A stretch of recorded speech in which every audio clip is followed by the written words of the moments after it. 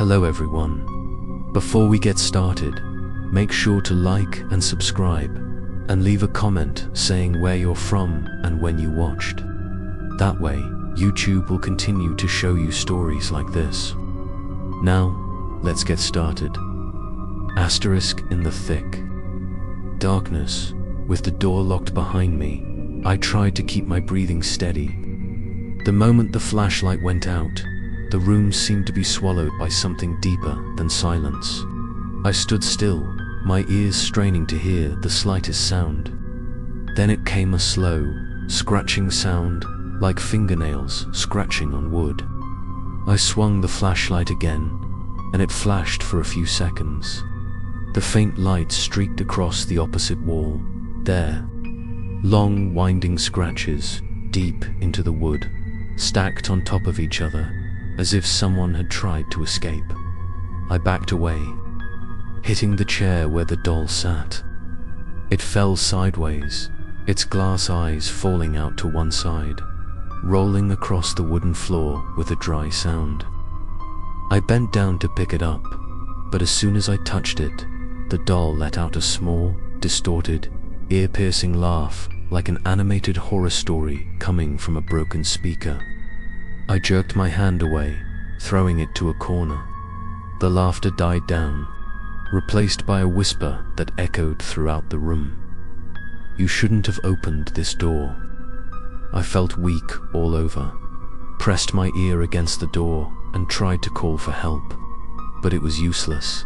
My voice only bounced back, absorbed by the wall. Then suddenly, from the crack in the wall, a cold wind came out, carrying a strong, fishy smell like the smell of blood that hadn't been washed for a long time. I inhaled it, my throat tightened, and I coughed. During my coughing fit, I saw a round, wet, dark red stain appear in the middle of the floor, slowly spreading as if something was oozing from underneath. In that chaotic moment, the flashlight suddenly turned on strongly, shining straight into the darkest corner of the room, and I saw it. A small figure huddled in the corner, both hands covering its face, its body trembling. I held my breath. It wasn't a doll, it was a human figure. But in the blink of an eye, it was gone, leaving the wall mottled. I began to wonder, was I still conscious, or had I fallen into some kind of living creepypasta? I turned back to the door, turning the knob repeatedly. Suddenly, the lock popped. The door swung open.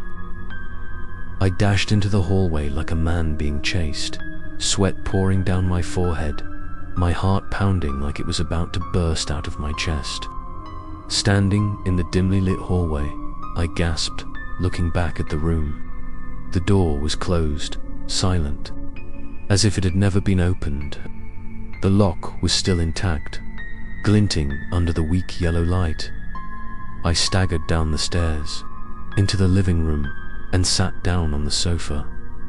Everything was spinning in my head.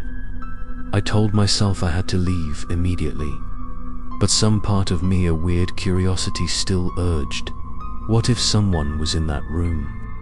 What if it was the terrible secret the homeowner was hiding? The thought made it impossible for me to leave immediately. That night, I couldn't sleep. I sat by the window, listening to the rain patter on the roof. The rain sound seemed to blend with other sounds, footsteps on the second floor, whispers in a language I didn't understand. All of it echoed until the sun came up. The next morning, I decided to find out more.